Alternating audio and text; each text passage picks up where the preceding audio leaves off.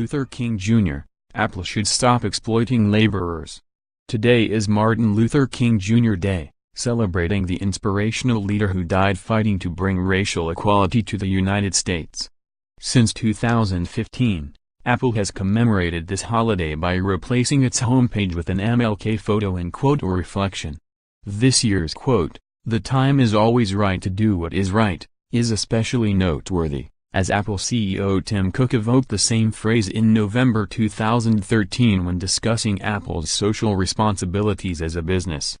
On this day, it's tempting to focus on Apple's broad issues with race. Despite appointing a vice president of diversity and inclusion to improve representation in its executive and non-executive ranks, Apple's employee diversity hasn't been improving much, and the company lost both its diversity czar and one of its most prominent black executives last year. But Apple has a much bigger issue: the huge number of Chinese manufacturing employees it has kept at poverty-level wages, despite repeated calls from human rights groups and journalists for change. Dr. King is best known for focusing on changing laws, but he was also concerned with the impact of economic injustice on human rights. At the March on Washington in 1963, King's historic "I Have a Dream" speech began by noting that African Americans, despite having been legally emancipated 100 years earlier, were still not actually free, as they lived on a lonely island of poverty in the midst of a vast ocean of material prosperity. One goal of the march was to establish a $2 minimum wage for all workers. The minimum wage had previously been created to combat exploitive sweatshops that paid laborers less than would cover the basic necessities of life. Nearly 55 years later, Apple is one of the largest exploiters of underpaid laborers in the world.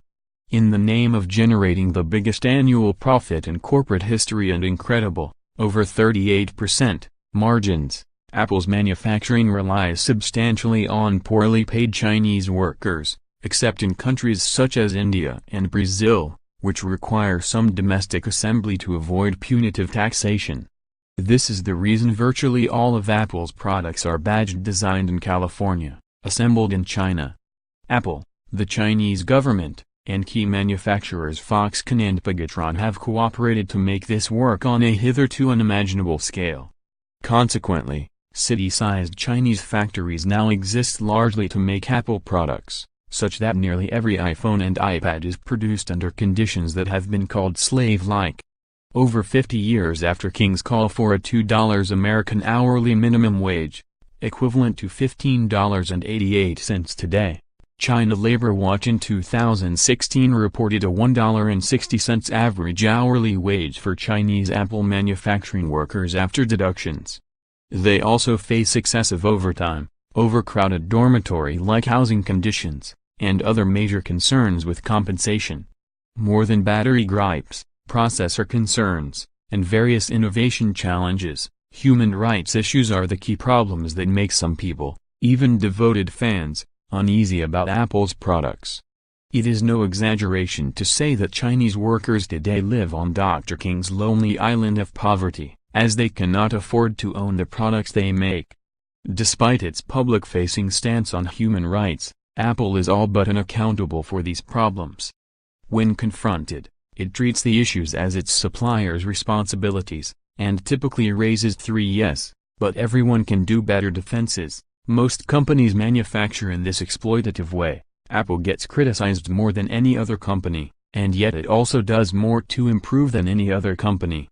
Apple produces supplier responsibility reports that tend to show annual improvements but are often questioned by human rights organizations. A sample statistic: 98% of Apple's suppliers abide by a 60-hour maximum work week. At $1.60 per hour, assuming a whole year of long 60-hour weeks, that's an annual salary of just under $5,000. Meanwhile, unemployment remains high across Europe, particularly in a handful of countries, as well as in Africa and parts of the United States.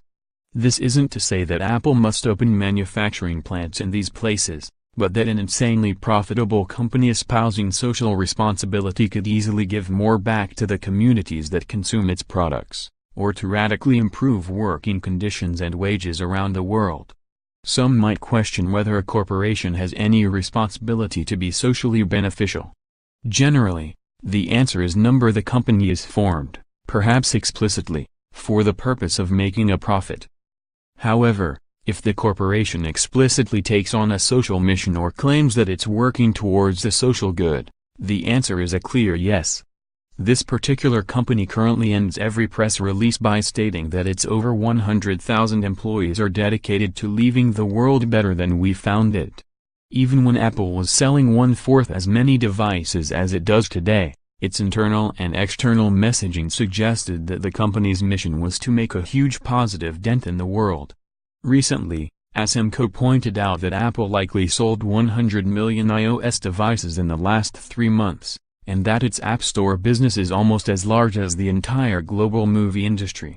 Apple makes an incredible amount of profit, which has recently been used for mammoth payouts to executives and shareholders, opulent construction and R&D projects, and amassing a gigantic cash pile.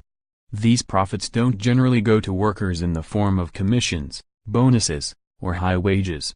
To the contrary, even Apple workers outside of China have historically complained of low compensation and long hours, both of which Apple executives have justified by citing the prestige of being Apple employees. All of Apple's employees, regardless of where they live, deserve to be paid fair wages. As we reflect on Martin Luther King, Jr.'s legacy, and ask what the right thing is for Apple to do, it's impossible to look away from the imbalance of poverty visited upon the company's laborers versus the riches enjoyed by its executives and shareholders.